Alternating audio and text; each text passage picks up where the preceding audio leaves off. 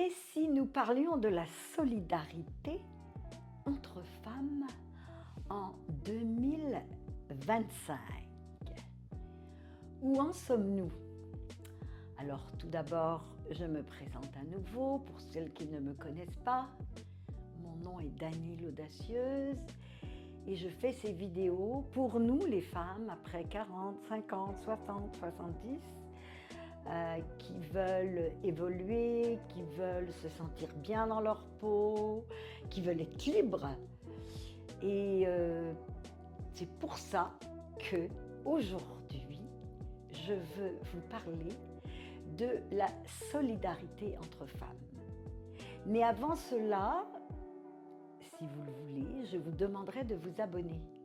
Car grâce à vous, je peux continuer à faire toutes ces vidéos avec passion, où je vais rencontrer des femmes de partout au monde, où je vais faire des entrevues, où nous allons parler de nous, les femmes. Où en sommes-nous?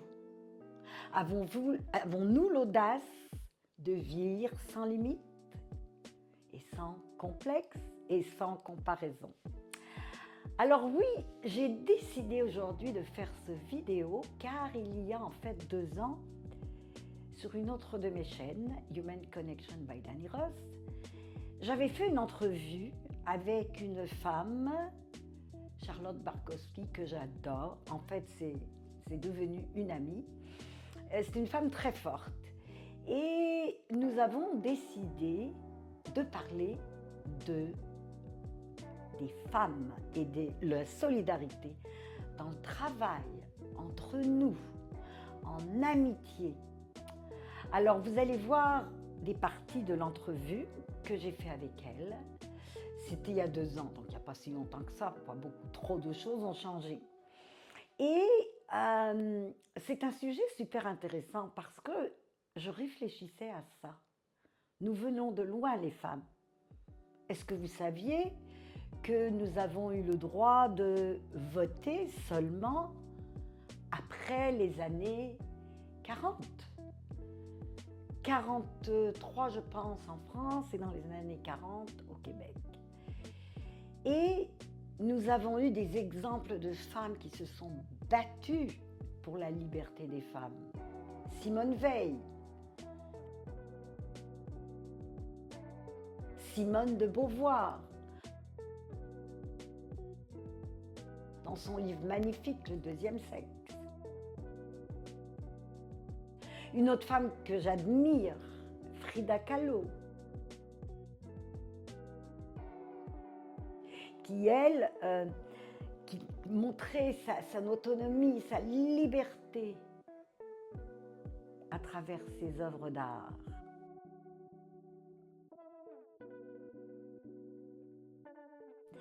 Donc, et d'autres femmes que je ne pourrais pas toutes vous les nommer. Donc, nous venons de loin.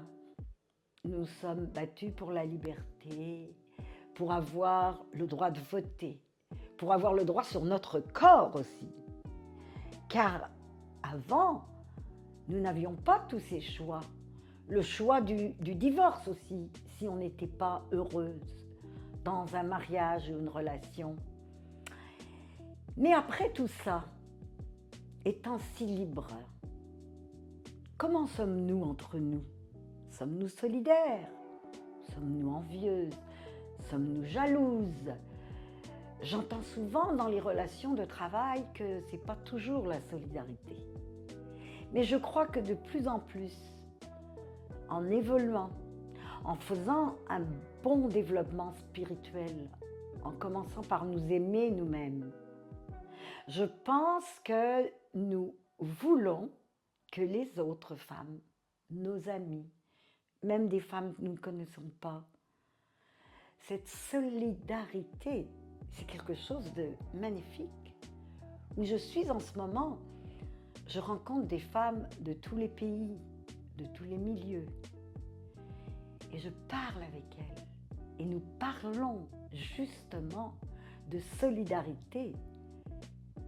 Dans un monde en ce moment où les gens se sentent seuls. Je m'adresse même aux jeunes filles de 30 et 40 ans, si toutefois elles regardent cette vidéo. pour savoir, pour qu'elles disent merci à toutes ces femmes qui se sont battues avec audace pour la liberté, pour être solidaires entre elles. Alors oui, vous allez regarder, voir sur cette chaîne et sur ce vidéo des moments d'entrevue avec Charlotte. Et j'espère que ça vous parlera, j'espère que vous allez vous connecter avec notre conversation et surtout ce que Charlotte dit.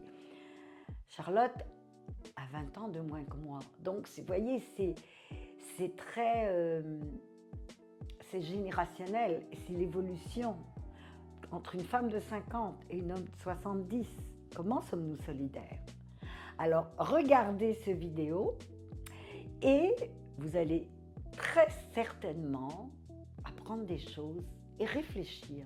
Réfléchir à ce mot solidarité entre femmes. Tant mieux, la société a changé et je trouve que les femmes de 30-40 ans, si elles veulent, elles ont cette chance d'évoluer bien à l'avance, justement, c'est-à-dire qu'on apprend à s'aimer soi-même, à se respecter. Et dès qu'on se respecte et qu'on s'aime, eh bien, évidemment, l'autre n'est jamais un danger pour nous, n'est jamais un défi, tu comprends? Et c'est ça, parce que en fait, c'est l'insécurité qui nous fait qu'on ne va pas être solidaire. C'est « oh, elle aura plus que moi, elle va prendre ma place » et tout ça, tu sais? Non, mais c'est certain. Et puis, c'est certain que c'est les insécurités qui remontent. Mais tu sais, tu as mis un doigt sur quelque chose sur lequel je voudrais revenir parce que je pense que c'est tellement important. Tu dis, on a été élevé comme ça. Et quand on parle de solidarité féminine et ainsi de suite, je veux pas qu'on pense que c'est pour bâcher les hommes et tout, c'est pas ça. Mais je peux donner un exemple à quel point il y a beaucoup de choses qui sont complètement inconscientes, qui nous arrivent et qui nous formatent, au fait, femmes comme hommes, voilà. Et par exemple, moi j'ai été élevée, on va dire, soit en tant qu'enfant et même en tant que femme et ainsi de suite. Les hommes qui m'ont entourée, qui étaient des hommes certainement qui m'aimaient, qui sont des hommes bien et ainsi de suite, il n'y a pas de problème. Mais ils m'ont toujours fait passer ce message-là, que quand ma féminité ou mes sensibilités apparaissaient, que c'était dérangeant. Genre, ça y est, elle va encore pleurer. Ça y est, oui. Ouais, voilà. Faut encore qu'on retourne à ça. Dans l'émotion. Ouais, voilà. Justement ça. Et donc, je me rends compte que très jeune, pour me sentir entendue et pas diminuée par mon émotivité, voilà, mes émotions, on va dire, qu'il fallait que je les refoule, qu'il fallait que je me comporte comme eux, si je voulais être entendue par eux. Oui, absolument.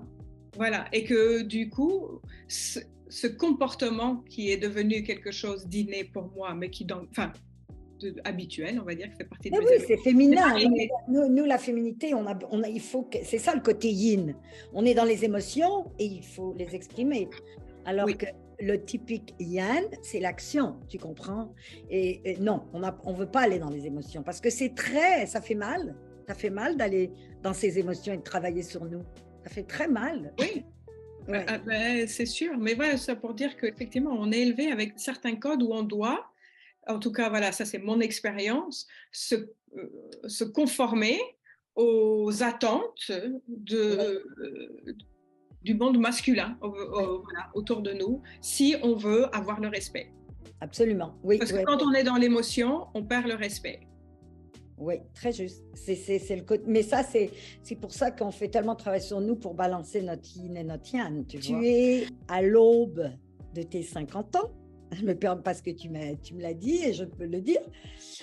Alors, comment tu te sens à 50 ans, en 2023 ? Et qu'est-ce que tu aimerais dire par rapport à ça, aux femmes de 50 ans en 2023 ? Oui, je pense que souvent, encore une fois, si on revient à comment on a été élevé et voilà. On ne peut pas échapper. Non, mais on a été élevé, je me rends compte, beaucoup avec justement cette notion on arrive à midlife, la midlife crisis, tu sais, c'est la crise. Donc, ça veut dire que tout après, c'est en pente descendante. On sera plus jamais aussi séduisante. La vie est un peu derrière nous et tout ça. Ouais, Et je me rends compte que j'ai pas du tout envie de voir la vie de cette non. manière-là. Je sais que toi, tu la vois pas comme Ouais, ça. non, regarde, moi, Oui. je revis, je me suis refait une. On peut recréer. Moi, message que je peux dire de toute façon, parce que moi aussi, j'ai vécu des. OK. Mais c'est nous avons le pouvoir sur nous-mêmes de recréer notre vie tous les jours. OK? On peut recréer sa vie. Never mind. Never mind ce qu'il y a autour. Et c'est pas facile. Je dis pas que c'est infacile, mais à long terme, oui, ça vaut le coup. Et ne pas se laisser attraper par tous les standards. Oh ben elle, à 60 ans, elle est foutue. C'est fini pour elle. Combien de fois on a entendu ça, hein? Ou à 50 ans, bouf. Ben non, 50 ans, ça y est, c'est fini. Mais non, et d'ailleurs, on dit de 50 is the new 40, et je le crois fortement. Et maybe the 70 is the new 60, I don't know. Mais ça dépend des gens. Mais c'est-à-dire qu'il faut vraiment, avant tout, surtout se connaître et dire, OK, ça me convient pas et ça me convient. Et ne pas rentrer dans tous les diktats de notre société. Absolument. Et bon, ouais, puis donc pour répondre à ta question, c'est vrai que je suis plus la femme que j'étais à 20 ans, je suis plus la femme que j'étais à 30 ans, ni à 40 ans. Et j'ai eu la chance d'avoir une vie très remplie, vraiment très remplie. J'ai vécu plein de choses. J'ai la chance d'être encore en bonne santé, d'avoir plein de projets. Et au fait, je suis excitée par quand même tout ce qui s'en vient et tout ce que je vais encore créer. Et je pense que surtout, sincèrement, je suis à un stade de ma vie où j'ai plus vraiment de temps à consacrer à des conneries. Ni celles des autres, ni les miennes. OK? Oui, et on sait mieux s'entourer. Je trouve qu'en vieillissant, on sait mieux s'entourer. C'est-à-dire que au fur et à mesure, tout ce qui est toxique, tout ce qui est tranquillement disparaît. Et si vous voulez, eh bien, vous mettrez les petits commentaires et j'y vous répondrai. Que vous soyez d'accord ou pas d'accord, je me ferai un plaisir de vous répondre sur ce thème, la solidarité entre femmes.